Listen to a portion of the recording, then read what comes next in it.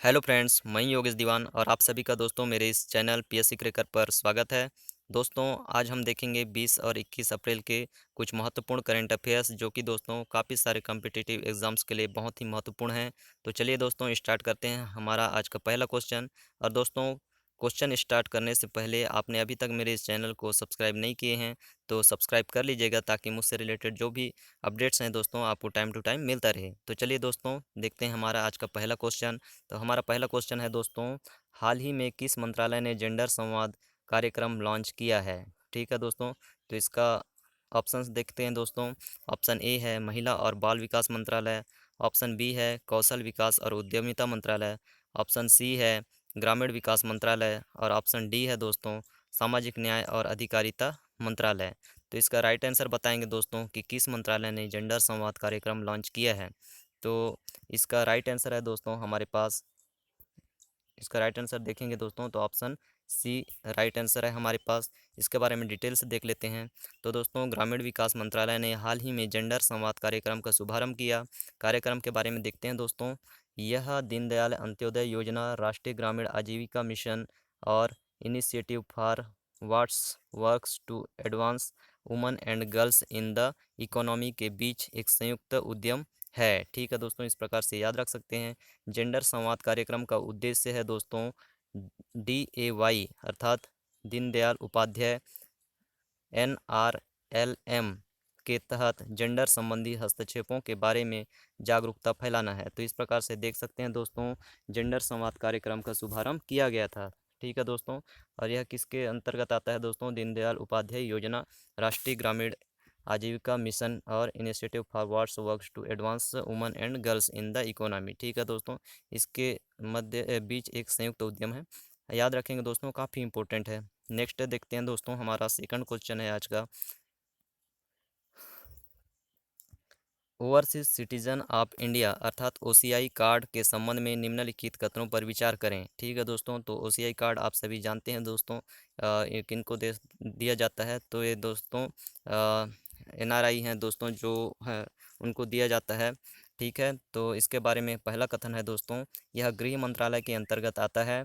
और सेकंड है दोस्तों, अब OCI को नए OCI कार्ड के लिए पंजीकरण करने की आवश्यकता नहीं होगी जब भी उनके नाम पर एक नया पासपोर्ट जारी किया जाएगा। ठीक है दोस्तों, तो इसका राइट आंसर बताएंगे दोस्तों निम्नलिखित कथनों में से कौन सा सही है। ठीक है, तो ऑप्शन ए है दोस्तों केवल एक, ऑप्शन बी है केवल दो, ऑप्शन सी है ए और बी दोनों, ऑप्शन डी है इनमें से कोई नहीं। तो इसका राइट आंसर बताएंगे दोस्तों कि overseas citizen of India card के संबंध में कौन सा कथन सही है। तो इसका राइट आंसर है दोस्तों, इसका राइट आंसर है ऑप्शन सी, ए और बी दोनों ही सही हैं।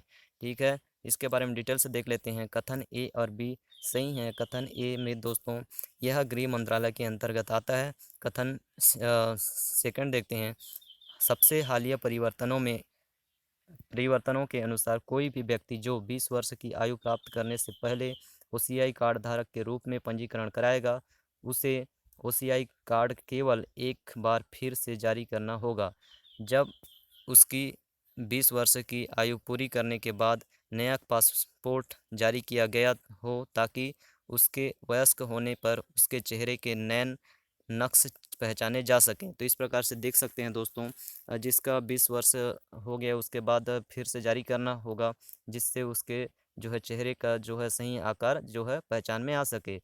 यदि किसी व्यक्ति ने 20 वर्ष की आयु प्राप्त करने के बाद OCI कार्ड धारक के रूप में पंजीकरण किया है तो OCI कार्ड के पुनः जारी करने की कोई आवश्यकता नहीं होगी। तो इस प्रकार से दोस्तों काफ़ी इंपॉर्टेंट है। ठीक है, देखते हैं दोस्तों आज का नेक्स्ट क्वेश्चन, हमारा थर्ड क्वेश्चन है।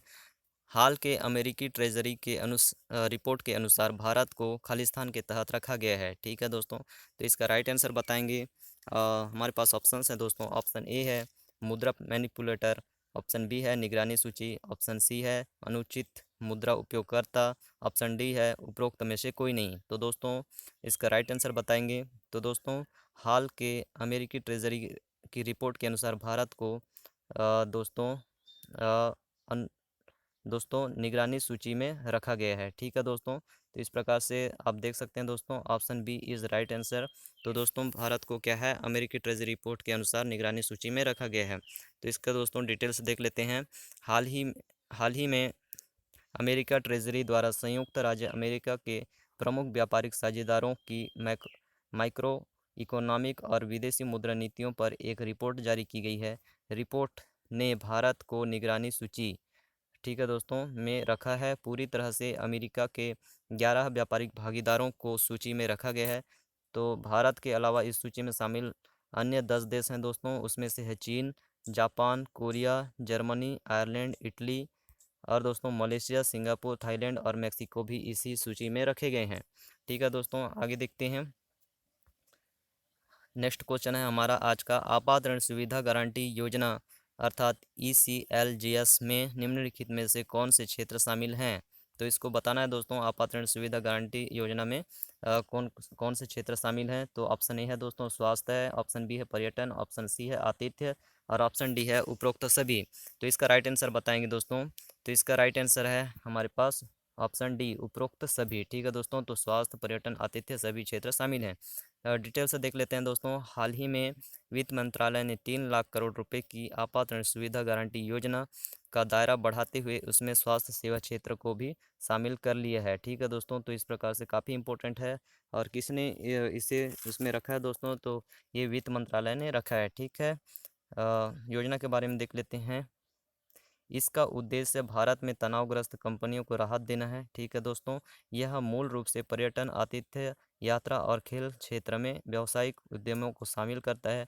नेशनल क्रेडिट गारंटी कंपनी जो ट्रस्टी कंपनी है, ई ECLGS स्कीम का आश्वासन आपूर्ति करता है। ठीक है दोस्तों, इस प्रकार से देखेंगे, काफ़ी इम्पोर्टेंट है दोस्तों। नेक्स्ट देखते हैं। फिफ्थ क्वेश्चन है हमारा, हाल ही में किस देश ने क्रिप्टो करेंसी भुगतान पर प्रतिबंध लगा दिया है। ठीक है दोस्तों, तो क्रिप्टो करेंसी भुगतान पर प्रतिबंध लगा दिया है, उस देश को बताना है। ऑप्शन ए है ऑस्ट्रेलिया, ऑप्शन बी है संयुक्त राज्य, ऑप्शन सी है कनाडा, ऑप्शन डी है तुर्की। तो इसका राइट आंसर बताएंगे दोस्तों। तो इसका राइट आंसर है हमारे पास ऑप्शन डी, तुर्की ने क्रिप्टो करेंसी भुगतान पर प्रतिबंध लगा दिया है। तो दोस्तों इसके बारे में डिटेल से देख लेते हैं। सेंट्रल बैंक ऑफ तुर्की ने खरीद के लिए क्रिप्टो मुद्राओं के उपयोग पर प्रतिबंध लगा दिया है।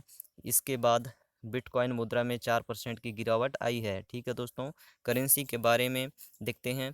बैंक ने इस प्रतिबंध के लिए संभावित अपूर्णीय क्षति और लेन देन के जोखिमों का हवाला दिया है। नए दिशा निर्देश अतिरिक्त यह कंपनियों को इलेक्ट्रॉनिक फंड ट्रांसफ़र को संभालने से रोकता है, जिनमें क्रिप्टो करेंसी प्लेटफॉर्म शामिल है। ठीक है दोस्तों, इस प्रकार से इम्पोर्टेंट हो जाता है। तो दोस्तों जो है तुर्की ने प्रतिबंध लगा दिया है। ठीक है, नेक्स्ट देखते हैं दोस्तों। हमारा सिक्स क्वेश्चन है आज का, निम्नलिखित में से किस विश्वविद्यालय के इंजीनियरों ने अब तक का सबसे सफ़ेद पेंट विकसित किया है। तो दोस्तों आप जानते हैं सफ़ेद पेंट भी आता ही है।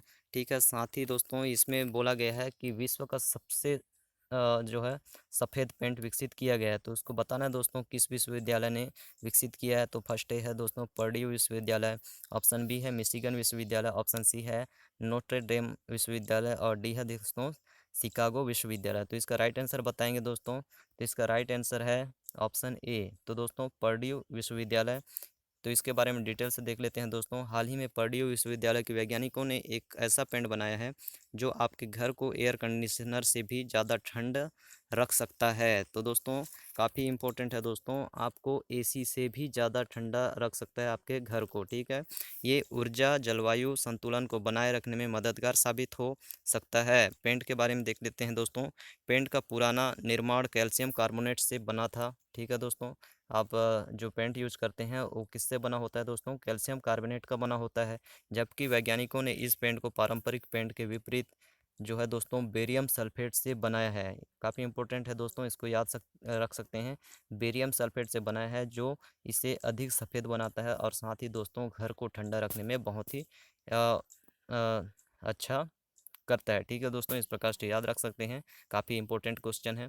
नेक्स्ट देखते हैं दोस्तों, भारत के किस राज्य में इटली ने अपनी पहली मेगा फूड पार्क परियोजना शुरू की है। ठीक है दोस्तों, आप जानते हैं मेगा फूड पार्क बनाया जाता है दोस्तों, वहाँ पर बहुत सारा प्रसंस्करण का कार्य किया जाता है। तो दोस्तों जो विदेशी जो देश है ठीक है दोस्तों, इटली वो अपनी पहली मेगा फूड पार्क परियोजना शुरू किया है। तो बताना है दोस्तों कहाँ पर किया गया है, भारत के किस राज्य में किया गया है। तो ऑप्शन ए है दोस्तों गुजरात, ऑप्शन बी है कर्नाटक, ऑप्शन सी है पंजाब, ऑप्शन डी है राजस्थान। तो इसका राइट आंसर बताएंगे दोस्तों, तो इसका राइट आंसर है हमारे पास ऑप्शन ए। ऑप्शन ए है दोस्तों गुजरात। ठीक है, उसके बारे में डिटेल्स देख लेते हैं। इटली ने भारत के गुजरात राज्य में अपनी पहली मेगा फूड पार्क परियोजना शुरू की है। द मेगा फूड पार्क नाम के पायलट प्रोजेक्ट को गुजरात के कणीधर मेगा फूड पार्क में लॉन्च किया गया है। ठीक है दोस्तों, तो किस नाम से किया गया है, तो दोस्तों द मेगा फूड पार्क के नाम से पायलट प्रोजेक्ट है। तो दोस्तों वो इसमें किस प्रकार से काम करेंगे, इसको कुछ समय के लिए अपने अंडर देख रेख में रखेंगे। ठीक है दोस्तों, उसके बाद सफलता प्राप्त होता है तो और भी मेगा फूड पार्क खोलने का प्लान बनाएंगे। ठीक है दोस्तों, इस प्रकार से याद रख सकते हैं। तो गुजरात के फणीधर मेगा फूड पार्क में लॉन्च किया गया था। पार्क के बारे में देख देते हैं दोनों देशों। तो दोनों देशों के बीच संबंधों को और मजबूत करने के लिए पार्क में खाद्य प्रसंस्करण सुविधाएं शामिल हैं।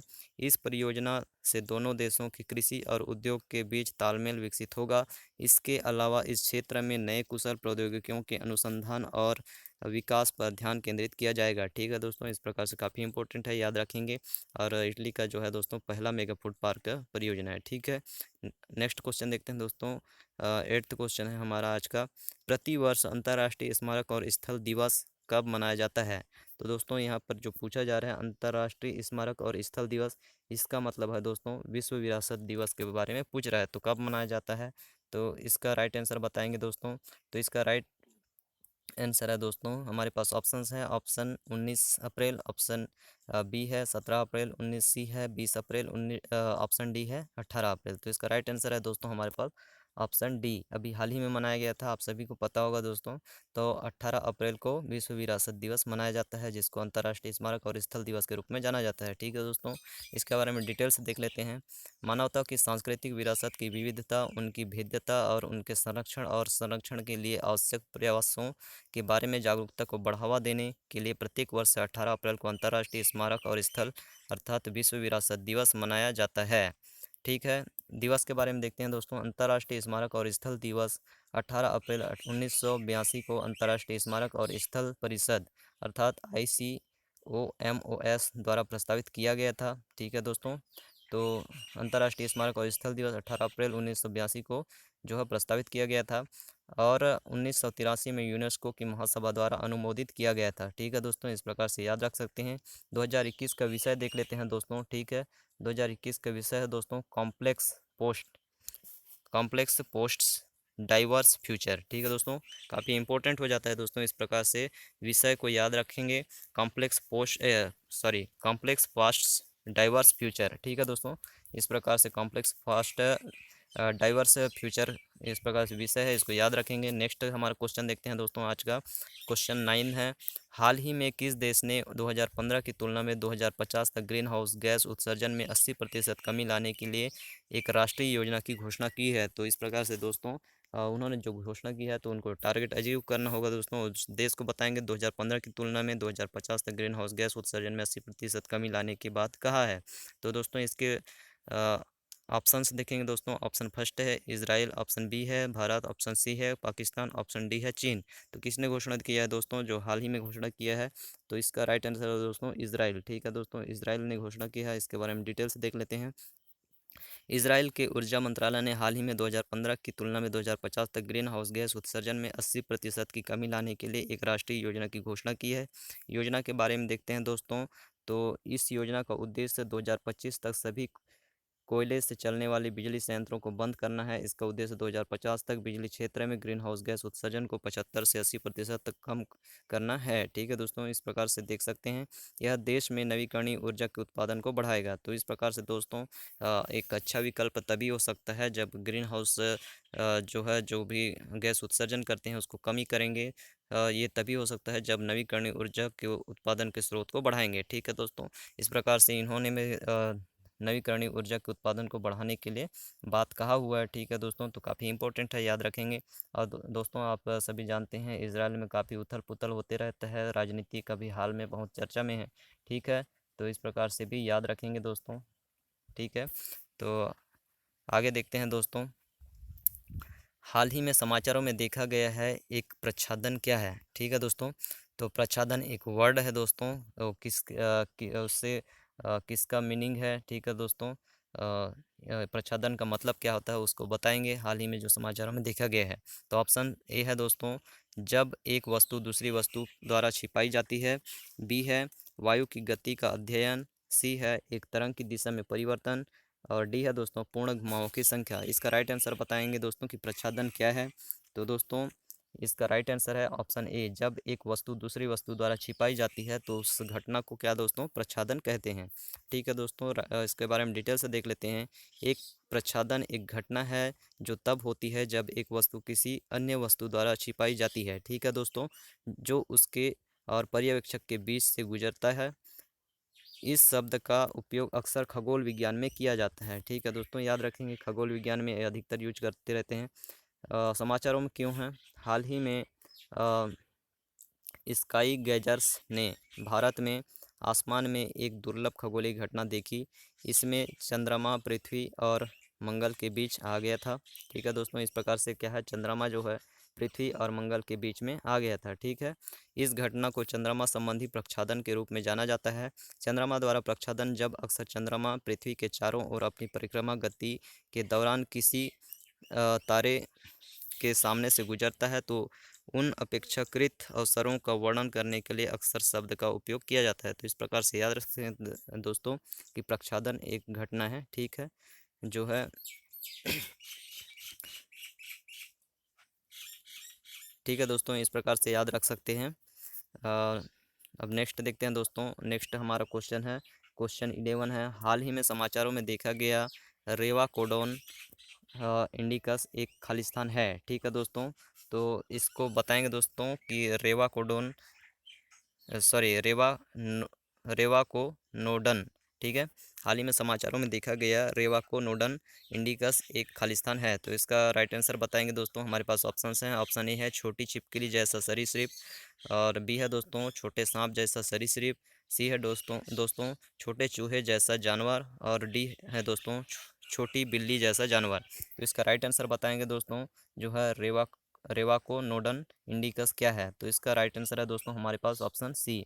ऑप्शन सी है दोस्तों छोटे चूहे जैसा जानवर, ठीक है। देखते हैं दोस्तों डिटेल्स में। मध्य प्रदेश में टिक्की फॉर्मेशन कशेरुकी जीवाश्मों का खजाना है, ठीक है दोस्तों। इस प्रकार से जो है टिक्की फॉर्मेशन में दोस्तों कशेरुकी जीवाश्मों का खजाना है मध्य प्रदेश में, ठीक है।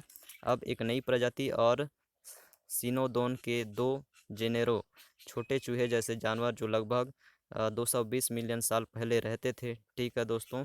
प्रजाति के बारे में परिणामों से पता चला कि उन्हें एक नई प्रजाति मिली थी और उन्होंने इसे नाम दिया रेवाकोनोडन इंडिकस। भारत को दर्शाता है, ठीक है दोस्तों। इंडिकस जो है भारत को दर्शाता है जिस देश से इसकी खोज की गई है, ठीक है दोस्तों। तो इस प्रकार से याद रखेंगे दोस्तों रेवाकोनोडन जो है मध्य प्रदेश में पाया गया है और एक चूहे जैसे जानवर रहते हैं, ठीक है दोस्तों। नेक्स्ट क्वेश्चन देखते हैं हमारा आज का।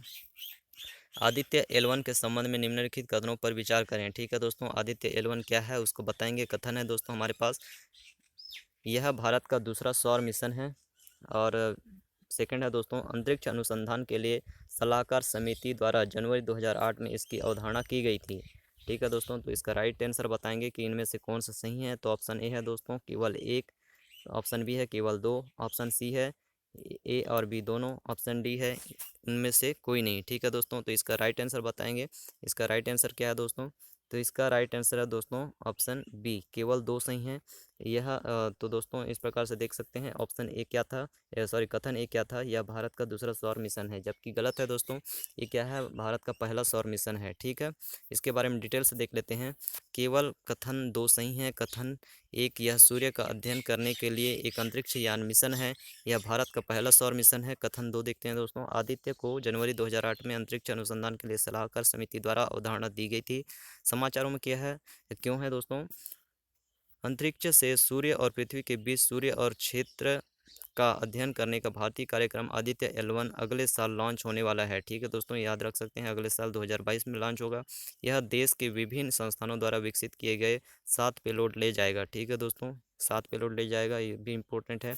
मिशन शुरू होने के बाद इसके विभिन्न पेलोड पर काम की निगरानी और समन्वय के लिए एक ग्राउंड सपोर्ट की सेंटर की आवश्यकता होगी। यह भूमिका ARIES सुविधा अर्थात Aryabhatta research institute for observation sciences के लिए द्वारा निभाई जाएगी, जो नैनीताल के पास स्थित है। ठीक है दोस्तों, इस प्रकार से याद रख सकते हैं, तो काफ़ी इंपॉर्टेंट है। और ये भी याद रखेंगे जो है Aryabhatta research institute for observational sciences जो है कहाँ पर स्थित है, नैनीताल उत्तराखंड में स्थित है। ठीक है दोस्तों, आगे देखेंगे दोस्तों, हमारा नेक्स्ट क्वेश्चन है आज का, हाल ही में भारत के पहले डिस्क फुट बैट की खोज कहाँ की गई है।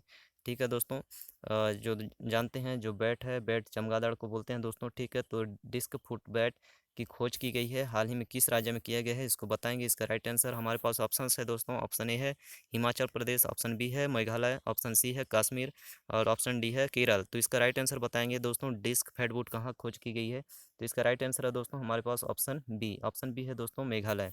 तो इसके बारे में डिटेल से देख लेते हैं। वैज्ञानिकों की एक टीम ने मेघालय में डिस्क के आकार के चिपचिपे पैरों के साथ भारत की पहली बैट प्रजातियों की खोज की है। ठीक है दोस्तों, चिपचिपे पैर वाले हैं। ठीक है, इस खोज के साथ भारत में बैट की प्रजातियों की संख्या बढ़कर 130 हो गई है और मेघालय में 66 हो गई, जो भारत के किसी भी राज्य में सबसे अधिक है।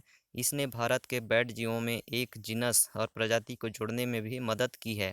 डिस्क फुट बैट यूडिस कोपस डेंटिकुलस जो है दोस्तों उत्तर पूर्वी राज्य के लैलाट क्षेत्र में म्यांमार में अपने निकटतम ज्ञात निवास स्थान से लगभग 1000 किलोमीटर पश्चिम में नोंगखिल्लेम वन्यजीव अभयारण्य के पास दर्ज किया गया था। ठीक है दोस्तों, इस प्रकार से याद रख सकते हैं, जो कहाँ पाया गया था, मेघालय में। ठीक है दोस्तों, और चिपचिपे पैरों वाली है और इसकी संख्या बढ़कर भारत में हो गई है दोस्तों 130 और मेघालय में 66 हो गई है।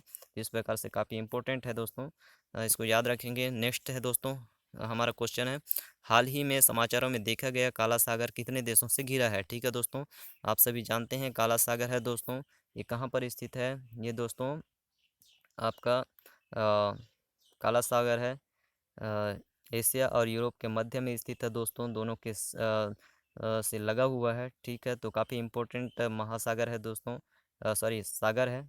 ठीक है, तो इसके लिए ऑप्शंस बताएंगे दोस्तों कि कितने देशों से घिरा हुआ है। ऑप्शन ए है दोस्तों 5, ऑप्शन बी है 7, ऑप्शन सी है 8 और ऑप्शन डी है 6। तो इसका राइट आंसर बताएंगे दोस्तों कितने देशों से घिरा हुआ है। तो इसका राइट आंसर है दोस्तों ऑप्शन डी। ऑप्शन डी है 6 देशों से घिरा हुआ है। डिटेल से देख लेते हैं दोस्तों। काला सागर अटलांटिक महासागर का एक सीमांत सागर है जो यूरोप और एशिया के बीच स्थित है। 6 देशों में, देश भी याद रखेंगे दोस्तों, बुल्गारिया है, जॉर्जिया है, रोमानिया है, रूस है, तुर्की है और यूक्रेन है। तो दोस्तों इस प्रकार से आप देख सकते हैं, उसके राइट साइड में रोमानिया, जॉर्जिया जैसे कंट्रीज़ है दोस्तों, और बुल्गारिया है, उसके बाद रूस ऊपर में है दोस्तों, तुर्की नीचे में है और यूक्रेन भी ऊपर में है। ठीक है दोस्तों, इस प्रकार से याद रख सकते हैं। और समाचारों में क्यों था दोस्तों, 2 रूसी युद्धपोतों ने हाल ही में ब्लैक सागर के लिए बॉस्फोरस एन मार्ग पर स्थानांतरित कर दिया और 15 छोटे जहाज़ों ने समुद्र में एक हस्तांतरण पूरा किया, क्योंकि मॉस्को ने पश्चिम और यूक्रेन के साथ तनावपूर्ण संबंधों के समय अपनी नौसेना की उपस्थिति को बढ़ा दिया है। ठीक है दोस्तों, इस प्रकार से आप देख सकते हैं दोस्तों, रूस और जो है यूक्रेन का दोस्तों हमेशा अ, जो है विवाद चलते रहता है दोस्तों, उनके बीच में टकराव होते रहता है, तनावपूर्ण संबंध बना हुआ है। ठीक है दोस्तों, इस प्रकार से तो हमेशा काला सागर जो है दोस्तों जो है विवाद में रहता है। तो इस प्रकार से दोस्तों काफ़ी इंपॉर्टेंट है दोस्तों, तो याद रखेंगे, जो है काला सागर है 6 कंट्रीज से घिरा हुआ है। ठीक है दोस्तों, तो इस प्रकार से दोस्तों हमने आज दोस्तों टोटल 14 क्वेश्चन देख लिए हैं और दोस्तों ये हमारा लास्ट क्वेश्चन था। इस प्रकार दोस्तों आई होप कि मेरा ये लेक्चर आपको पसंद आया होगा दोस्तों और समझ आया होगा अच्छे से। तो दोस्तों अगर आपको वीडियो पसंद आता है दोस्तों, तो प्लीज़ लाइक्स और शेयर करते रहिएगा दोस्तों, ताकि दूसरों को भी पता चल सके इसके बारे में। ठीक है दोस्तों, और दोस्तों साथ ही आपने मेरे इस चैनल को अभी तक सब्सक्राइब नहीं किया है तो सब्सक्राइब कर लीजिएगा, ताकि दोस्तों आपको जो भी अपडेट्स है टाइम टू टाइम मिलता रहे। ठीक है दोस्तों, तो आज के लिए इतना ही दोस्तों, फिर मिलते हैं नेक्स्ट लेक्चर में। और आप सभी को मेरी तरफ से धन्यवाद और जय हिंद।